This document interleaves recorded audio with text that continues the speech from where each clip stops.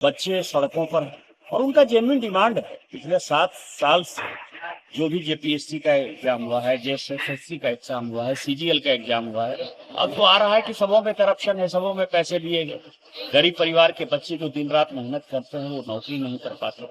और उसके ऊपर जो दिमागी नक्सल जो कांग्रेस पार्टी है, जिसमें चिदम्बरम साहब का लगातार आप कह रहे हैं कि आज तो उन्होंने कहा है कि मैं दिमागी नक्सल वो हैं, और एक वो आदमी है जिसमें दिमाग ही नहीं, इसलिए वो नक्सल नहीं है, वो राहुल गांधी जी हैं। लेकिन ये सारे लोग मिलकर जो झारखंड के छात्रों के साथ अन्याय कर रहा है, इसको जनता देख रही है, झारखंड की जनता देख रही है। और झारखंड जो है किसी के भरोसे नहीं। आपको पता है कि तिलका मांझी, सिद्धू कान्हू, बिरसा मुंडा, भगवान बिरसा मुंडा, इसकी ये धरती है।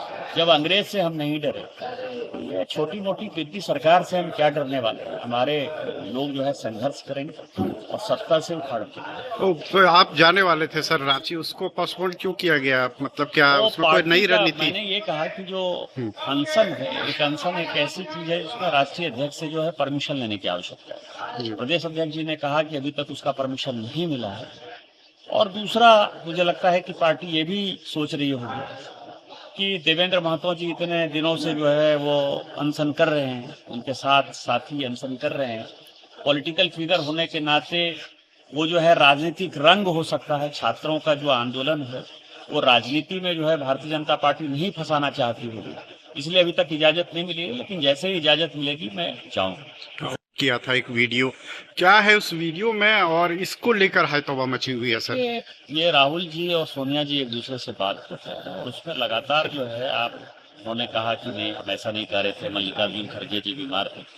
तो मल्लिकार्जुन खड़गे जी को तो कुर्सी नहीं दी गई ना, उसके बाद भी आपको ध्यान हो कि सामने जो है टेबल लगाया गया और वो खड़े खड़े ही भाषण दिए, और भाषण 1-2 मिनट नहीं दिए, 15 मिनट तक भाषण दिए। तो इसीलिए ये सारी चीजें बकवास है। कारण ये है कि वंदे मातरम, आपको पता है कि उसके 4 स्ट्रेंजर कांग्रेस कार्य समिति ने 37-38-39 में मुस्लिम लीग के दबाव में हटाया था। माननीय प्रधानमंत्री जी ने उसको रेस्टोर किया, और रेस्टोर ही नहीं किया, उसको अब कानूनी तरीके से जो है वैध बनाया गया कि वंदे मातरम को आपको जनगण मन की तरह ही गाना पड़े। यदि आप उसकी अवमानना करेंगे तो उसकी कार्रवाई है। और ये पहला स्वतंत्रता दिवस समारोह था जिसमें कि वंदे मातरम को जो है उस कानून बनने के बाद गाना था।